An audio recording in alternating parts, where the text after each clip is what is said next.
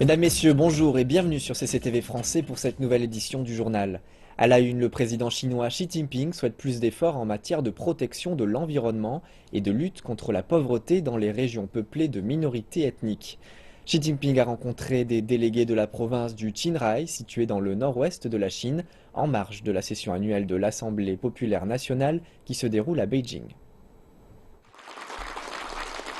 Le président Xi a été mis au courant par des délégués des derniers développements dans plusieurs dossiers importants dans la province du Qinghai où vivent plusieurs minorités ethniques. Ils ont notamment parlé de développement écologique, de réformes médicales, de l'équité entre les villes et les campagnes dans le secteur de l'éducation, de la promotion de l'unité nationale et de la réduction de la pauvreté. La dernière fois que le président Xi est venu au Qinghai, il a visité la région ethnique Zhou et nous avons mangé ensemble là-bas. Xi Jinping a déclaré qu'aucune minorité ethnique ne devait être négligée alors que nous tentons de construire une société prospère. Le président Xi a rappelé que la priorité devait être accordée à la protection de l'environnement et à l'économie d'énergie pour favoriser le développement écologique sur le long terme. Xi Jinping a aussi exhorté la province à faire des efforts concertés pour lutter efficacement contre la pauvreté et rehausser sa capacité à faire davantage de développement durable dans le cadre du 13e plan quinquennal. Lors de ce processus, une meilleure éducation sera vitale. Le président Xi nous a dit aujourd'hui que dans nos efforts en éducation et dans la lutte contre la pauvreté, aucun enfant ne devrait être négligé, et ce dès le départ. Il a aussi mentionné l'importance de partager les ressources de manière équitable dans le secteur de l'éducation. Le président Xi a confirmé que le gouvernement va continuer à soutenir les minorités ethniques pour faire la promotion du bien-être social et améliorer le niveau de vie de la population. Il dit s'attendre à ce que l'harmonie, l'unité et un développement commun puissent définir les relations entre tous les Chinois. Le Premier ministre chinois Li Keqiang a déclaré que la région autonome ouïghour du Xinjiang tenait une place importante et stratégique dans le développement tous azimuts de la Chine. Il a ajouté que des efforts devaient être faits dans le sens de la consolidation de la stabilité à long terme de la région afin de promouvoir son développement. Monsieur Li s'exprimait durant une réunion avec des députés de l'APN originaires du Xinjiang. Il a mis l'accent sur le développement de l'agriculture, du textile et du tourisme. Il a indiqué que l'amélioration du niveau de vie des habitants était la mission centrale du gouvernement local, ajoutant qu'il était important de concilier les besoins de la population en termes d'éducation et d'emploi. Li Keqiang a terminé en expliquant que le gouvernement allait renforcer l'unité nationale et promouvoir le développement et la prospérité parmi toutes les ethnies de Chine. Wang Yifu, le président de la Fédération nationale chinoise des compatriotes de Taïwan, a déclaré jeudi, lors d'une réunion du groupe de discussion de la délégation taïwanaise, que la partie continentale de Chine et Taïwan ne se séparerait pas davantage, mais que le Parti démocrate progressiste devait accepter l'expression de bonne volonté de la partie continentale. Explication. Les députés taïwanais de l'Assemblée populaire nationale ont attaché une grande importance au développement des relations pacifiques transdétroits. Ils ont d'ailleurs formé un groupe de discussion ouverte aux médias. La question la plus discutée et qui concerne aussi bien les populations de la partie continentale que celle de l'île de Taïwan est liée au développement des relations transdétroits à la suite de l'élection de Tsai Ing-wen, la candidate du Parti démocrate progressiste, a en effet remporté l'élection pour la direction de Taïwan en début d'année. De nombreuses voix ont d'ailleurs fait état d'une possible aggravation des tensions avec son arrivée. Cependant, les députés taïwanais de l'APN estiment que même si la suite des événements est imprévisible, les relations ne devraient pas connaître de détérioration. Dans le sillage des élections, nombreux sont ceux qui ont demandé si, de part et d'autre, les populations se sépareraient davantage. Il est possible que certains l'aient imaginé, mais mon point de vue, ce n'est pas le cas. Que souhaite le Kidam, qu'il soit d'un côté ou de l'autre? Il souhaite la paix, un bon travail et des revenus stables. Je souhaite que le Parti démocrate progressiste et sa direction soient positifs et qu'ils acceptent la bonne volonté de la partie continentale. La partie continentale a d'ailleurs répété que sa politique vis-à-vis de Taïwan est claire et constante et d'affirmer qu'elle ne changera pas en fonction du changement politique sur l'île. Face à un groupe de discussion composé de législateurs de Shanghai, le secrétaire général du Parti communiste Xi Jinping a déclaré que la partie continentale de Chine continuait d'adhérer au consensus de 1992 et qu'elle était opposée à toute tentative d'indépendance de Taïwan, quelle qu'en soit la forme. Les compatriotes taïwanais ont obtenu de vrais avantages grâce au développement des liens transdétroits, la stratégie fabriquée en Chine 2025, ainsi que l'initiative Une ceinture, une route, ont contribué à apporter des opportunités à de jeunes Taïwanais, leur permettant de trouver un bon travail sur la partie continentale. La conférence de presse du ministère de la Protection environnementale a pris fin à Beijing. Le ministre Chen Tining a informé les médias des efforts de la Chine en vue de préserver l'environnement et de promouvoir le développement vert. Il a précisé que la protection environnementale fournira de nouvelles opportunités pour la transformation économique de la Chine. Aujourd'hui, notre économie entre dans une nouvelle normalité. Nous visons à transformer l'ancien modèle de développement économique d'extensif à intensif, de la poursuite de la quantité à celle de la qualité. Mais une telle qualité ne concerne pas que la qualité économique, mais aussi celle de la qualité environnementale. Par le passé, c'est la croissance économique qui dominait sur le reste, tandis que les autres développements demeuraient en retrait. Désormais, un tel modèle ne peut se poursuivre ainsi, donc nous devons réaliser que nous nous trouvons à une étape où nous devons utiliser les bénéfices tirés de la protection environnementale et promouvoir la transformation économique. Nous disposons de 3 mesures pour évaluer si nous avons rempli des objectifs. La première concerne les jours de beau temps, la seconde les jours de force smog, et la troisième l'intensité annuelle de PM 2,5. Si nous regardons les progrès réalisés depuis la mise en place du plan d'action de contrôle et de prévention de la pollution de l'air, nous constatons de grandes améliorations pour chacun de ces 3 indicateurs.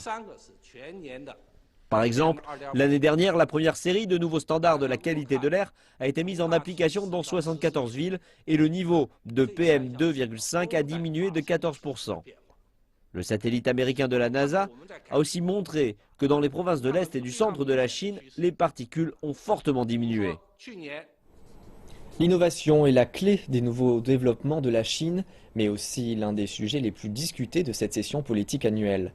CCTV a recueilli les impressions de plusieurs délégués, eux aussi entrepreneurs, sur leur vision de l'avenir. La Chine a fortement mis l'accent sur la création, en particulier dans le monde des affaires. Et cela intervient après plusieurs décennies d'expansion qui ont largement reposé sur le commerce étranger et l'investissement. L'idée d'innovation a pris une place centrale ces dernières années. Les dirigeants des cercles des affaires déclarent que les avancées technologiques dans certains secteurs sont devenues des éléments de premier plan. La capacité des entreprises chinoises à créer s'est améliorée très rapidement. L'application du PCT par les entreprises chinoises en 2014 a compté pour 13% sur le plan mondial, contre 7,6% il y a 5 ans.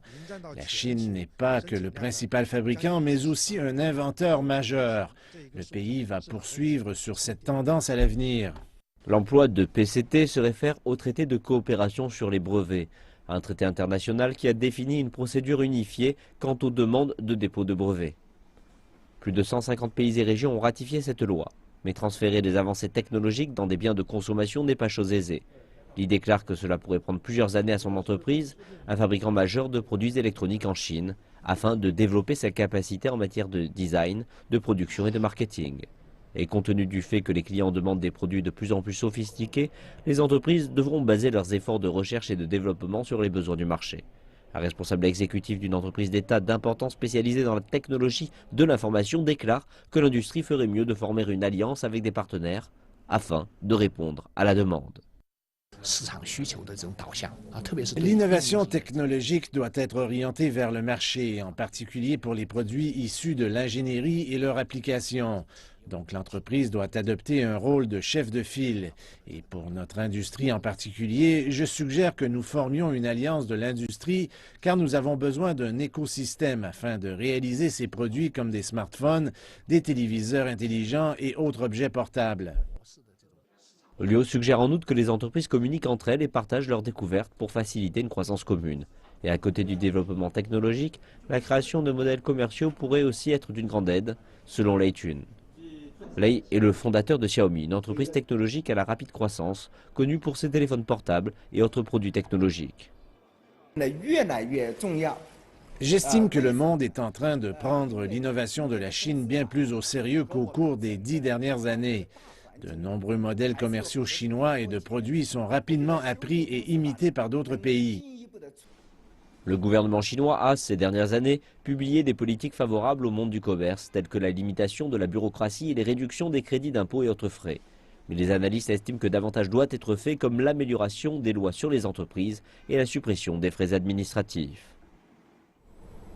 Passons maintenant à notre rubrique Les deux sessions dans la presse, présentée par Julie.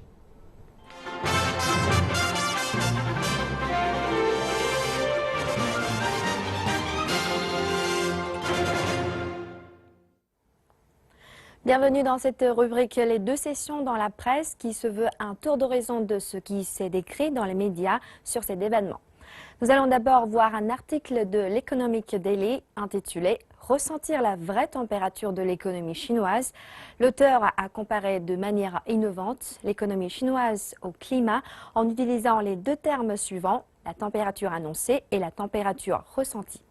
Selon l'auteur, tout comme le climat qui peut être représenté par une température mesurée avec le thermomètre, mais aussi par la sensation corporelle des gens, l'économie a aussi deux facettes.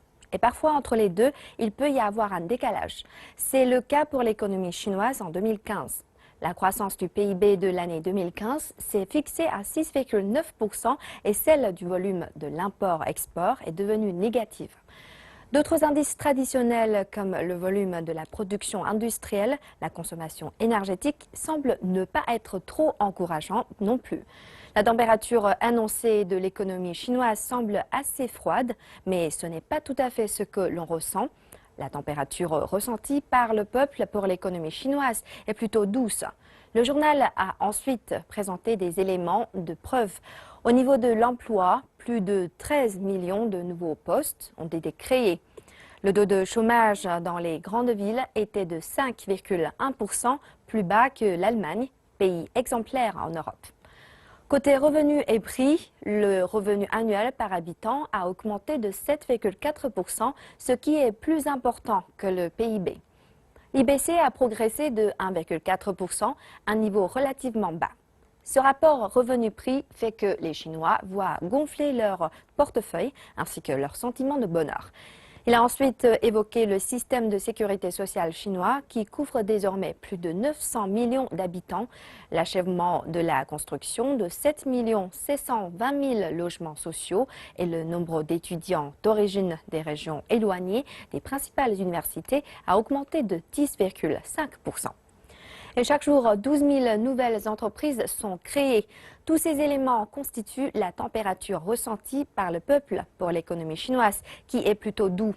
De quoi être optimiste pour l'avenir. Sur le même sujet, un article de l'économiste de Bloomberg, Chen Zhiyuan, a été largement rapporté dans les médias chinois. Dans cet article, il a tout d'abord évoqué la politique monétaire de la Chine, soulignant que l'intégration du yuan dans le panier de retrait spécial du FMI a eu des impacts positifs sur l'économie chinoise. Selon M. Chen, malgré le ralentissement de l'économie chinoise durant ces dernières années, on a toujours raison d'être optimiste pour son avenir. Car des analystes de Bloomberg montrent que depuis 2012, l'économie chinoise approfondit sa restructuration en donnant de plus en plus de part au secteur tertiaire et à la demande intérieure. Le développement devient ainsi plus équilibré. M. Chen a également mentionné la notion des réformes du côté de l'offre lancée par le gouvernement chinois, expliquant que cette mesure vise à exploiter le potentiel de l'économie chinoise. Avec ce potentiel bien exploité, malgré son ralentissement, l'économie chinoise pourra maintenir sa croissance à 6,5% au moins jusqu'en 2020, prévision que Bloomberg a donnée. Face à l'augmentation de l'instabilité de l'économie mondiale, la bonne santé économique de Shenzhen attire l'attention des médias internationaux. Un journaliste du Wall Street Journal est allé enquêter dans cette ville du sud de la Chine. Il a souligné dans son reportage qu'aucune pression économique ne peut être éprouvée dans cette ville. De plus en plus de PME dans le secteur manufacturier commencent à produire des imprimantes 3D, des gyrobots et des robots. Shenzhen est devenue une locomotive de la transformation industrielle de l'économie chinoise. On se tourne vers le Kunming Daily maintenant. Avec le développement des nouveaux médias, le secteur des communications a connu de grands changements. Selon les statistiques, en décembre 2015, les internautes chinois étaient au nombre de 688 millions et la pénétration d'Internet atteint les 50% de la population. Les médias traditionnels font face désormais à de nouveaux défis et de nouvelles opportunités. Le développement de la fusion entre les médias traditionnels et les nouveaux médias fait partie du rapport d'activité du gouvernement. Pourquoi cette proposition ? Comment arriver à cet objectif ? Kunming Daily a recueilli les points de vue des députés sur le sujet. Selon Wang Yafei, la fusion des médias consiste non seulement dans le mariage entre les contenus, les images et la vidéo, mais aussi celui entre les médias et les autres secteurs, comme les expositions, le tourisme ou la finance, ce qui permettra de créer un modèle commercial et de donner ainsi une force pour parvenir à un développement durable. Selon Liu Bingjie, il est important d'unifier les lois et les règlements. En Chine, chaque type de média a sa propre réglementation, ainsi que ses différentes cibles et un public différent. Sans les unifier, il est difficile de créer une ambiance de concurrence juste.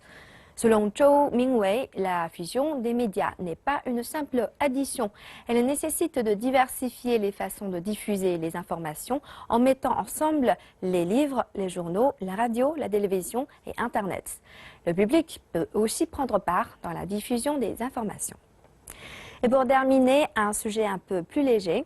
Durant les 2 sessions annuelles, un passage long de près de 100 mètres dans le hall situé au nord du Palais du Peuple est l'endroit réservé aux journalistes pour recueillir des informations de la part des ministres.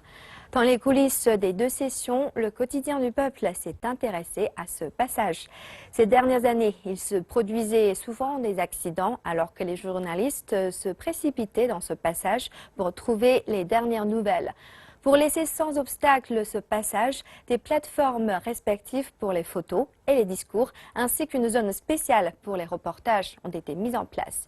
Ces mesures ont permis de normaliser la production des reportages. Dans le cas des ministres, les réponses sont souvent courtes, mais donnent beaucoup d'informations importantes.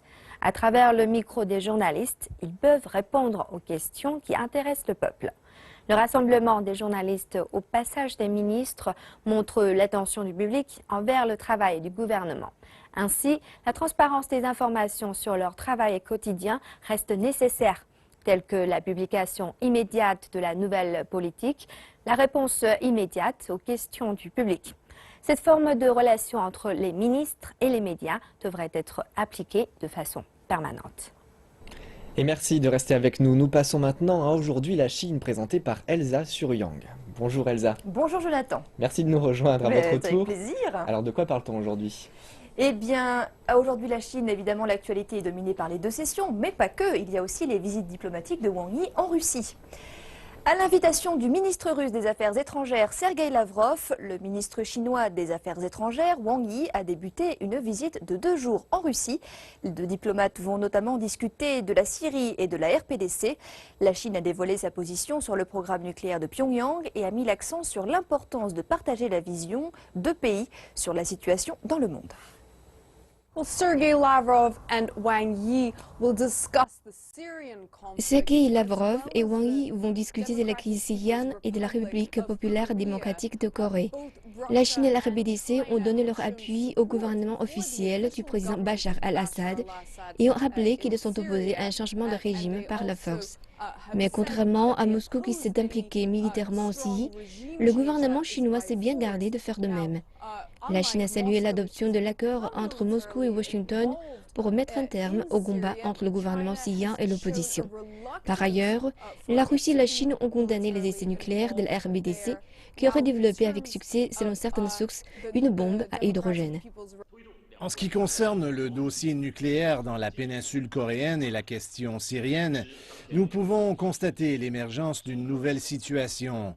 Un échange d'opinions opportun entre la Chine et la Russie sur les questions internationales et régionales d'intérêt commun aidera à renforcer la coordination stratégique et à maintenir la paix, la sécurité et la stabilité dans la région et même dans d'autres parties du monde. Donc, ces deux sujets seront abordés en priorité, mais aussi la coopération bilatérale entre la Russie et la Chine sera à l'ordre du jour lors des discussions entre les deux ministres des Affaires étrangères. Économie à présent. L'inflation des prix à la consommation en Chine s'est accélérée à son rythme le plus rapide depuis juin 2014, tandis que les prix à la production ont baissé pour le deuxième mois consécutif. L'inflation annuelle des prix à la consommation en Chine est passée de 1,8% en janvier à 2,3% en février. Cette hausse est principalement due à des facteurs saisonniers comme la nouvelle année lunaire qui tombe en février et le froid qui a fait baisser la production des aliments frais. Les prix des légumes ont augmenté de plus de 30%, tandis que les prix du porc ont grimpé de 25%. Selon les analystes, la hausse des prix est probablement temporaire et l'inflation des prix à la consommation restera légère. Nous prévoyons que l'inflation des prix à la consommation se stabilise dans les prochains mois et nous ne verrons pas de forte hausse. L'indice des prix à la production qui mesure les prix des produits à la sortie d'usine a baissé de 4,9% en glissement annuel. C'est une amélioration par rapport à la baisse de 5,3% en janvier. Les analystes du marché s'attendent à ce que la baisse des activités en usine continue à ralentir alors que la Chine approfondit ses réformes structurelles et améliore le secteur manufacturier. La 12e exposition internationale de l'équipement et de l'industrie manufacturière a commencé à Tianjin. Les stands de robots et de machines de production intelligentes sont parmi les plus visités puisque la Chine cherche le moyen de moderniser son industrie manufacturière traditionnelle. Les sociétés chinoises accélèrent le rythme de la robotisation en raison de la hausse du coût du travail. Plus de 35 000 robots ont été vendus en Chine l'an dernier, ce qui représente 1/5 de toutes les ventes mondiales. C'est une augmentation de 41% par rapport à 2012. Pour accompagner le processus de robotisation, de nombreux fabricants d'équipements regardent le secteur des services. La production intelligente s'améliore cette année.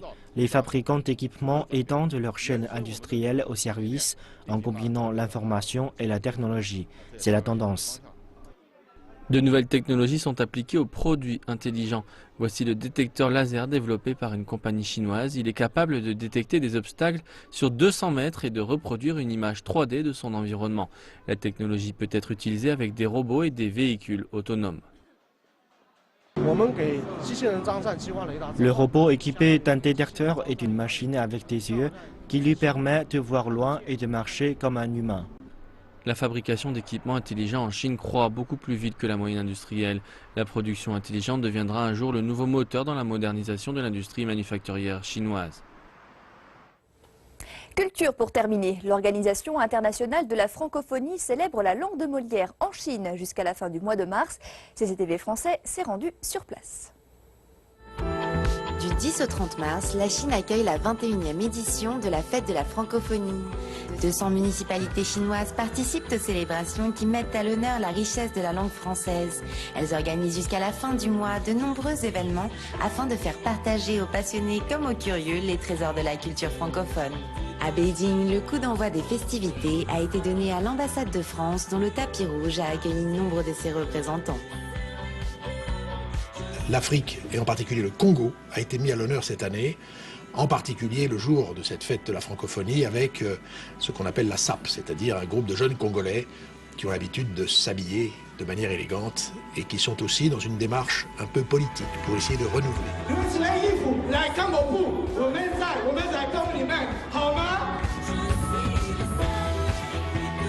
Parmi les invités présents se trouvait notamment le photographe congolais Baudouin Mwanda qui a immortalisé les sapeurs de Bas-Congo. La SAP en elle-même est venue de la France. Et certains, on vous parlera en même temps de l'Italie et l'Espagne. Mais la source en elle-même, ça remonte des années coloniales, des années 45, nos arrière-grands-pères qui sont allés en France, tout ça, et qui sont revenus avec, en apportant cette influence de la langue française. Clou du spectacle, la marraine de cette 21e édition, Laure Chang, a interprété une chanson de Jacques Brel. Les rêves qui rentrent au large.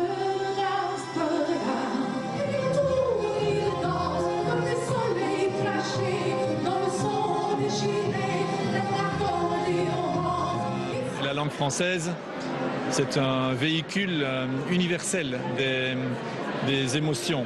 Et donc des émotions aussi fortes que celles de Jacques Brel, interprétées par une chanteuse chinoise, c'est remarquable. Et cette soirée est une grande réussite. Avec plus de 100 000 étudiants, la langue française est la seconde langue européenne la plus populaire dans les universités chinoises. Mais la fête de la francophonie nous rappelle que l'apprentissage d'une langue est également celui d'une culture, voire de nombreuses cultures. Les événements organisés tout au long du mois nous offrent un aperçu haut en couleurs. Bonne fête de la francophonie. Pour CCTV Français, c'était Clémence Azulos depuis Beijing. C'est la fin de notre rubrique Aujourd'hui la Chine. Je vais maintenant repasser la parole à mon collègue Jonathan qui va clore ce journal. Jonathan, c'est à vous. Merci beaucoup Elsa. Je vous en prie. Merci à vous de nous avoir regardés. Ce journal est à présent terminé. Je vous souhaite une bonne suite de programmes sur notre chaîne.